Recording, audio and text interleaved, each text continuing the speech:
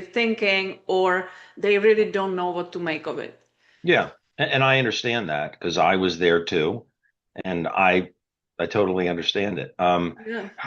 My entree into network marketing, as you said, I had my own office, my own surgery center. I made a lot of money, but I had no time freedom. Yeah. And it was just, if anybody's ever seen the movie Groundhog Day, it was like the same day over and over and over again. Either go to the hospital first thing in the morning or my surgery center, go to the office, do paperwork, go home, do it again the next day and again, and having kids and bills and putting three kids through college, just paying the whole tuition.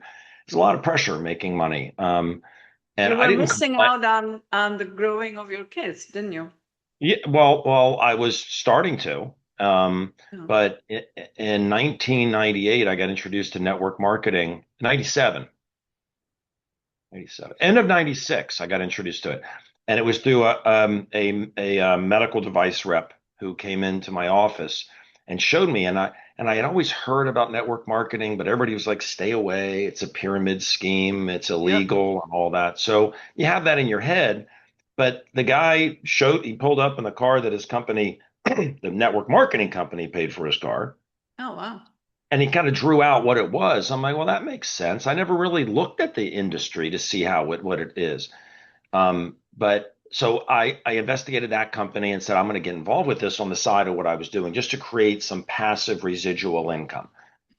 And everybody has dreams of making millions. I was like, I just want to make, if I can make an extra $100,000 a year, I'll be thrilled to death, just extra money that comes. But then, and this is why it gets a bad name, network marketing.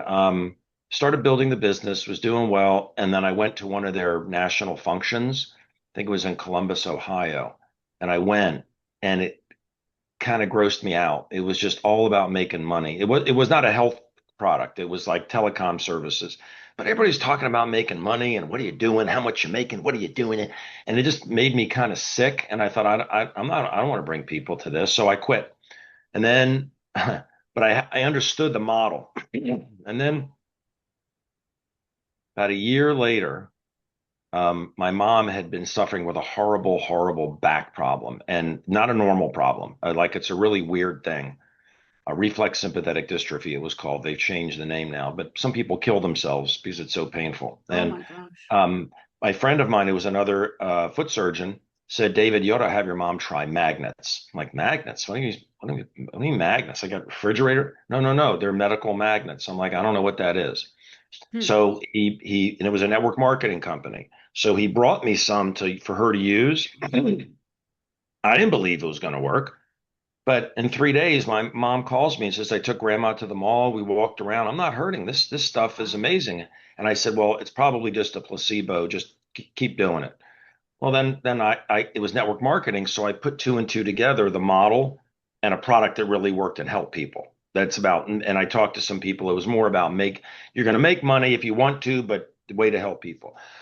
Excuse me. So I tried the product on a bunch of people and I thought it was a placebo, that it worked for pain. About half the time, in about 20, 30 minutes, people had pretty significant, my patients had significant results. And then I tried it on a dog with arthritis and it stopped limping. So that made me say, okay, it's not a placebo. The dog doesn't know.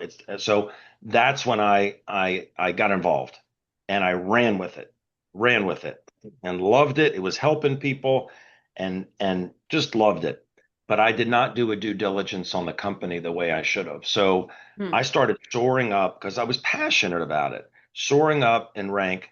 And then I don't know I saw things happening that I didn't like in the company, like the people in the company were not approachable. It was like we were just ants, and but it was all from stage. It looked all like, oh, we're really here to help, and then they wouldn't talk to you. It was Right. and and eventually it's kind of I got to the top level of the company, and it's like in Wizard of Oz, everybody thinks the wizard is some great thing, and then they pull the curtain back and it's just a man. Well, I got backstage and I saw what was going on. I'm like, I'm out of this. These people are not what they say they are, and I can't bring people into this in good faith, knowing that this is who's running the company. Because when I owned my practice, it was me. I was the one at the top. I was the ethics and integrity started with me. Yeah. Yeah. So I understand why, and I quit, and I understand why people have these bad feelings about network marketing, because number one, I was ignorant at the beginning, and I didn't understand it. Then I went to one, it was all about making money. I was like, that's not me. And then the next one was these people were crooked.